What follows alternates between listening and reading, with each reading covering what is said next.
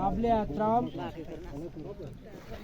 हमारी जो forest rights collision है उसके यहाँ ब्लॉक डिपार्टमेंट से हमारे हैं और यहाँ के सारे मुअज़्ज़ज़ शहरी सब के मैं नाम नहीं जानता हूँ। फॉरेस्ट डिपार्टमेंट के लोग भी हैं। कौन है?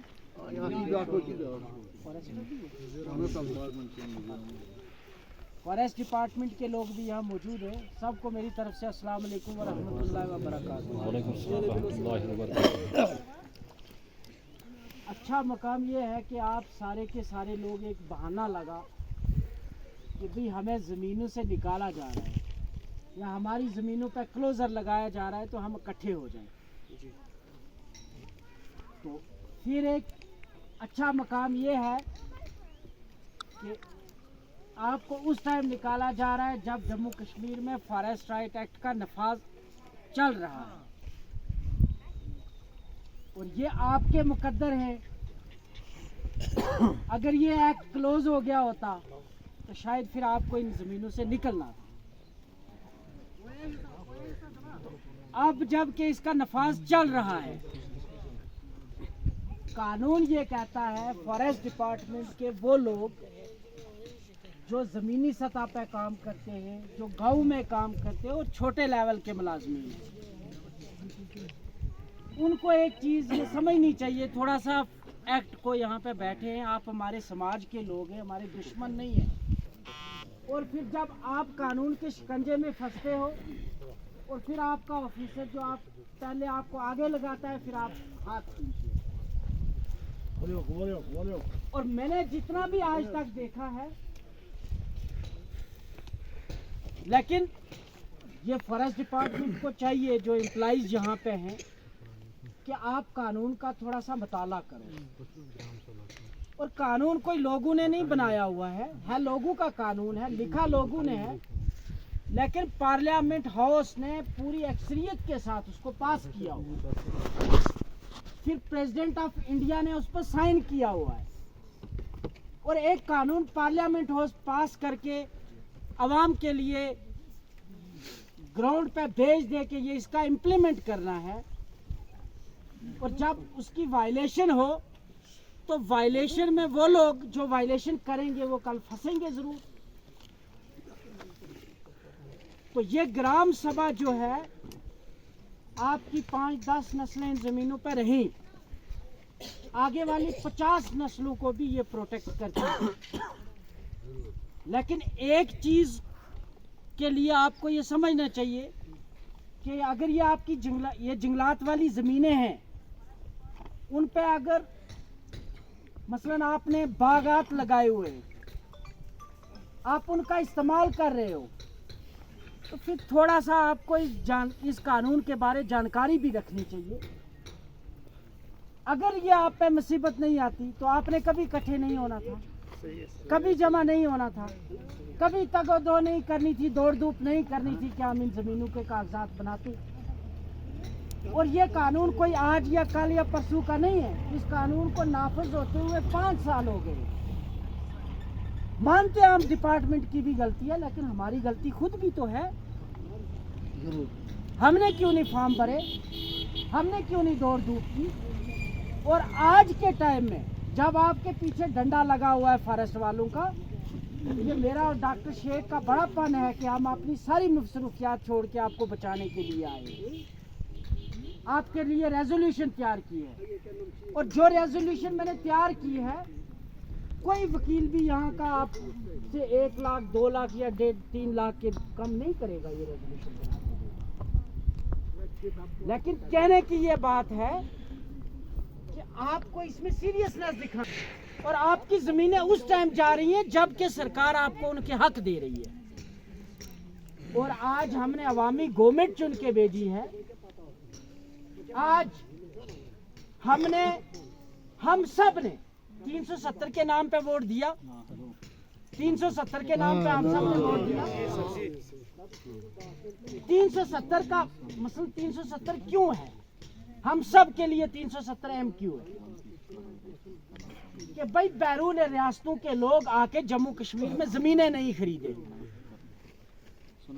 हमारी जमीनों की कदर व कीमत है, यहाँ सरसब्ज जंगलात हैं, यहाँ आबशार हैं, यहाँ पानी है, यहाँ पे खूबसूरत चारागाहें हैं, यहाँ पे दुनिया घूमने के लिए आती है। और मसलन खरीदेंगे अगर पूरी दुनिया आएगी, सारा हिंदुस्तान नहीं पूरी दुनिया के लोग आके जम्मू कश्मीर की ज़मीनें खरीद लेंगे, तो हमारे लिए यहाँ कुछ नहीं बचेगा।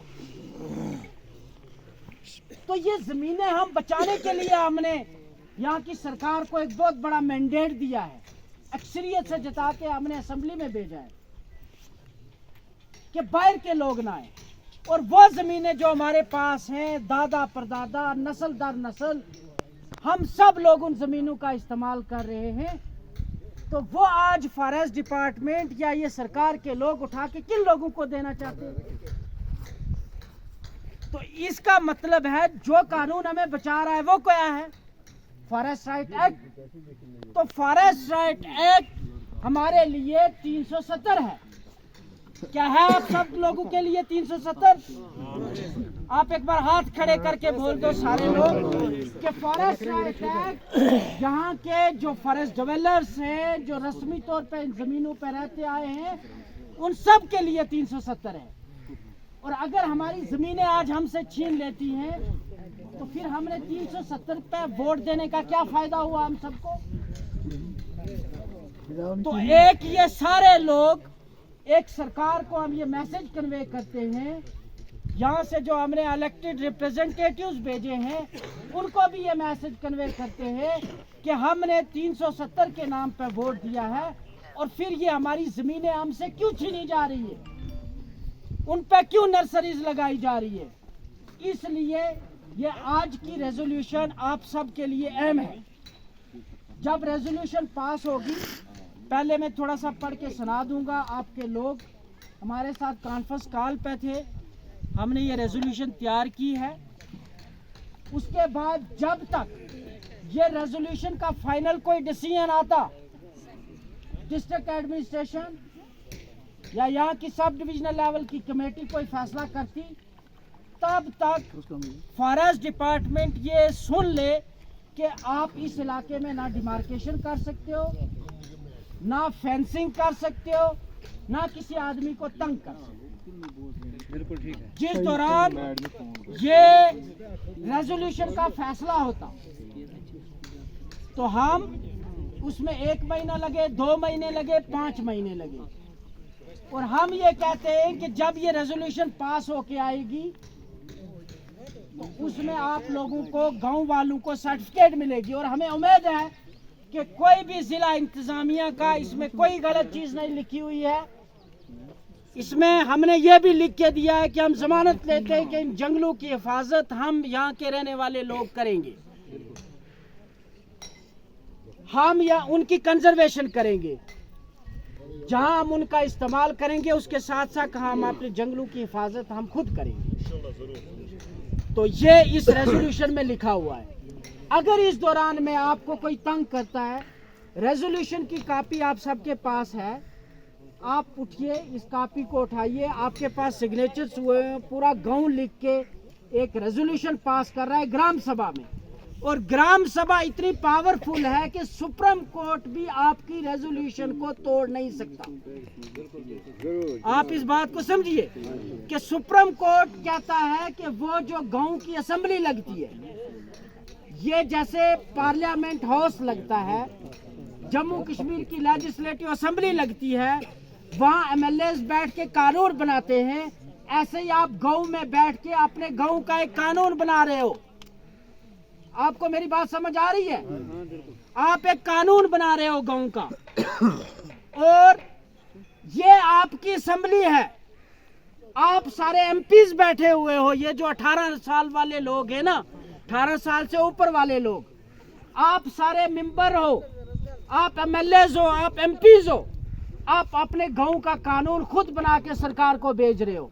और सुप्रीम कोर्ट कहता है कि जो रेजोल्यूशन ग्राम सभा में पास होगी उसको सुप्रीम कोर्ट भी नहीं तोड़ सकता।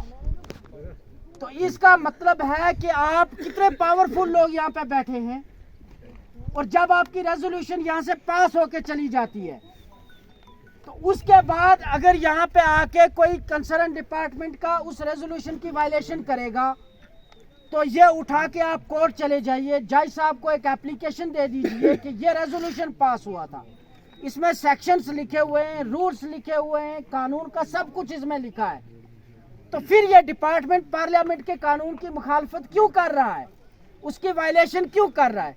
तो उसके बाद कोर्ट खुद डिसाइड कर लेगा कि उनका हाल क्या होना है, वो खुद पता चल जाएगा डिपार्टमेंट को। तो इसलिए आपने एक काम करना है कि पहले मैं आपको मोटी मोटी रेजोल्यूशंस के बारे में थोड़ी दे देता हूँ, ये काफ़ी बड़े पेजेस हैं तो जानकारी दे देता हूँ। उसके बाद आप सब ने यहाँ वोटिंग में हिस्सा लेना है, दोनों हाथ खड़े करके वोटिंग करनी है, और उसके बाद जो यहाँ पे साइन हो रहे हैं सिग्नेचर, वो सब के सब लोगों ने एक एक आदमी ने उस पर साइन करना है, और उसके बाद इस रेजोल्यूशन को थ्रो कंसर्न जो डिपार्टमेंट है, यहाँ की इम्प्लीमेंटिंग एजेंसी है, रूरल डेवलपमेंट डिपार्टमेंट, लेके आप एसडीएम साहब को ये रेजोल्यूशन दे के आ जाएंगे, और उसका एक फोटो स्टेट कॉपी जो है वो अपने पास रखेंगे। तो रेजोल्यूशन ये है कि आपकी 3 पंचायतें हैं, चकशिरा, यारिखा और कालपत्री, तो ये तीनों पंचायतें मिल के जो है इस ग्राम सभा में इकट्ठे हुए हैं। तो तहसील आपकी खान साहब है, तहसील खान साहब है, डिस्ट्रिक्ट आपका बडगाम है। तो उसके बाद आपके तीनों पंचायतों के चेयरमैन भी यहाँ आए होंगे। उसमें यह है कि एक सेक्शन है कानून की जो फॉरेस्ट राइट एक्ट है, उसमें 3(1)B सेक्शन 3 पैरा 1 और रूल बी कि आप यहाँ पे जिन ज़मीनों पर रह रहे हो ये 1950 से मसलन ये फॉरेस्ट बने हैं। 1947 में हिंदुस्तान आज़ाद हुआ, 1950 में मसलन यहाँ की सेटलमेंट्स हुई डिपार्टमेंट के या जो भी है, तो आप पिछले 600 सालों से यहाँ रह रहे हो, माल मवेशी का काम करते हो सारे के सारे लोग, तो जंगल पे आपका सारा दारोमदार है। उसके बाद आपके इलाके में पानी है, झील है या जंगल में जो जड़ी बूटियां उन सब का इस्तेमाल करते हो, मसलन ये वाले सारे, तो आपकी ज़रूरियात के लिए जंगल ही आपका रहन सहन का बंदोबस्त है सारा। उसके बाद एक सेक्शन है 3 रूल 1 और पैरा C, उसमें ये है कि ये जो कैटल ब्रीडर्स लोग हैं, ये माल मवेशी पालने वाले लोग तीनों पंचायतों के, आप जंगल के माइनर फॉरेस्ट प्रोड्यूस जिसमें मसलन आपकी टूटी फूटी लकड़ी, घास, वो दरख्त जिसके पत्ते आप उठा के माल मवेशी को खाने के लिए डालते हो, जंगल की जितनी जड़ी बूटियां उन सब पे आपका राइट है। उसके बाद आपके जितने पानी है आपके जंगलों में, जैसे बड़े दरिया शाली गंगा रिवर है ना, सोनमाई रिवर है, दैवन रिवर है, नाला सुखनाग, और ये बहुत सारे जितने भी पानी है आपकी पंचायत के, ये सब लिख लिए गए हैं कि आपके इलाके में कहीं भी तार लगा के आपको जो आपके पानियों वाले रास्ते हैं वो फॉरेस्ट डिपार्टमेंट बंद नहीं कर सकता। आपका माल मवेशी कहाँ जाता है? दरिया पे पानी पीने के लिए, तो ये आपका हक है। अगर वो कहीं रास्ते में तार लग जाती है तो मीन्स आप किसी का पानी बंद कर रहे हो, तो ये कानून देता है कि आप पानी इस्तेमाल कर सकते हो। उसके बाद एक सेक्शन है 3(1)D, उसमें यह है कि आपके जितने दरिया हैं, जैसे सुखनाग, ये सारे दरिया, इनमें जैसे आप मछली निकालते हो, इससे पहले मछली निकालने के लिए आपको वहाँ परमिशन चाहिए थी, लाइसेंस चाहिए था। इस रेजोल्यूशन के बाद आपकी रेजोल्यूशन आपके लिए लाइसेंस है कि यहाँ के लोकल रहने वाले लोग जाके दरिया से मछली निकाल सकते हैं, फिर वो जाके मार्केट में बेच सकते हैं, आपको किसी लाइसेंस की ज़रूरत नहीं है। ठीक, उसके बाद आपके आगे ग्रेजिंग, आपके ग्रेजिंग राइट्स जो हैं कि 3 पंचायत के लोग 600 स्क्वायर किलोमीटर, हमने इसमें लिखा है कितना, 600 स्क्वायर किलोमीटर। ये बहुत ज़्यादा है, 600 इससे कम होगा, लेकिन ये आपके लोग कल माने नहीं। 600 स्क्वायर किलोमीटर ये 480 को डिसाइड करना है जब उनकी कमेटी बैठेगी, तो इसमें ये लिखा है कि ये जो तीनों पंचायतों के लोग हैं, मशरक की साइड जाएं, मगरब की साइड जाएं, शमाल की साइड, जनूब की साइड, तो आपको इन इलाकों में जाने में कोई डिपार्टमेंट का आदमी रोक नहीं सकता। 600 स्क्वायर किलोमीटर एरिया के अंदर आप जाके अपने माल मवेशी को चरा सकते हो। ठीक है, जो ये कहते हैं तार लगा लीजिए, नर्सरी लग गई है जी, इसमें नहीं जा सकते हो, है ना। तो ये वाले रूल्स हैं कि आप 600 स्क्वायर किलोमीटर में मशरक, मगरब, शमाल, जनूब आप जा सकते हो, आप अपने माल मवेशी को चरा सकते हो। उसके बाद हमने ये लिखा है कि आपकी जो यहाँ इन तीनों पंचायत की लोगों की जो डोके हैं वो ऑलमोस्ट कोई 60 डोके हैं। 60 कि जैसे एक सेक्शन है 3(1) के, कि भाई आप मसलन जैसे